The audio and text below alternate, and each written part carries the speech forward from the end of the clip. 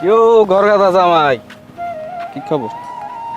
না ভাই, ঘর জামাই বুঝলাম, কারণ আমি যে আপনি হেয়েই কইছেন এতে আমার বিন্দুমাত্র আপত্তি নাই, কিন্তু গাধা শব্দের অর্থটা কি এটা তো আমি বুঝলাম না। কেন বুঝবা না? না বোঝার তো কিছু নাই।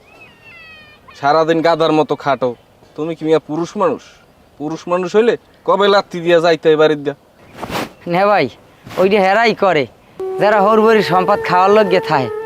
আমি তো হরবরির সম্পদ খাওয়ার লগে থাইনি, আমি হ্যারে খুব ভালোবাসি।